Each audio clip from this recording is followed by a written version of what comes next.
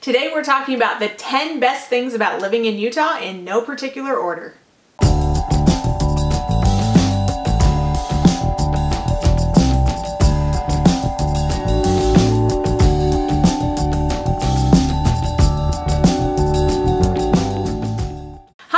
Summers with Seasons Real Estate. On this channel we talk about everything Utah and real estate. If you're new here, make sure you like and subscribe. Today we're talking about the best 10 things about living in Utah. Now if you stick around to the end, I'll give you one con about living in Utah from a Utah local who has lived here her whole life. Utah has 13 national parks and it only takes about 4 hours to get there, so you can do a quick weekend getaway, go check out the national parks and get back for work on Monday.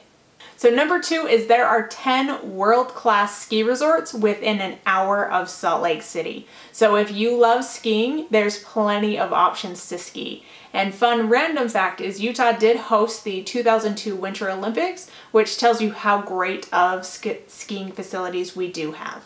All right, number 3 is we have the Sundance Film Festival every year in January. The Sundance Film Festival was started by Robert Redford, and it just brings great off-market films to Utah. And people even joke that Park City has turned into a suburb of LA because we have so many movie stars moving into the area, even though we are an hour plane ride away from LA itself.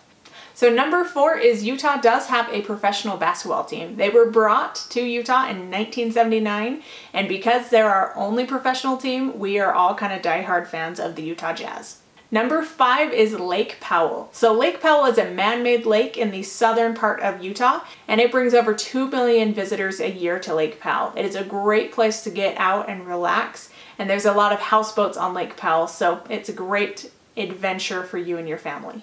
So number 6 is something you don't typically see on a list of the top 10 in Google, but we have the Crater Homestead, which is a natural hot springs inside of a crater in Midway. The hot springs themselves are a nice 90 to 96 degrees Fahrenheit, so it's a great place to go in and swim. And it's deep enough that people can get their scuba certification in the crater. So my number 7 probably is no surprise to you because we have fantastic mountains, but we have great hiking trails, biking trails, and running trails. There are over 2,497 trails that you can take adventures on, from super easy starter trails to really hard, complicated trails. So if you are into mountain biking or hiking or running at all, we have plenty for you to explore. Number 8 on my list is Moab. So Moab has become its own little cultural icon, but it is great for biking and jeeping and trail running as well. But they have beautiful red rocks, and you can take your off-road vehicle and go for miles and miles. It is super fun to go down for a weekend and camp.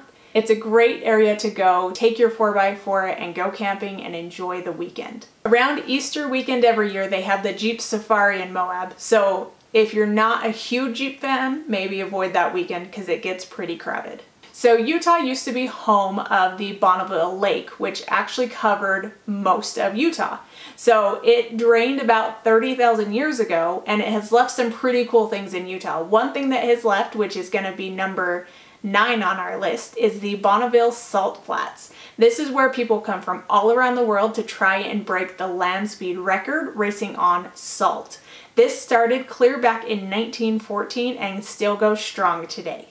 And number 10 is another great gift left by the Bonneville Lake. It is the sand dunes. We have sand dunes. So even though we are a desert and we're in the middle of the United States, we have some really fun sand dunes, which is great for the four-wheelers, your dirt bikes, and your 4x4s just to go out and camp and get out into the sand dunes. So you made it all the way to the end, so you might be interested in Utah. So the last thing, which is probably a con for most, is we have 4 seasons, but they're not equally divided 3 months at a time. We have about 3 months of super cold winter, we have about 3 months of super hot summer, and then we have 6 months of back and forth.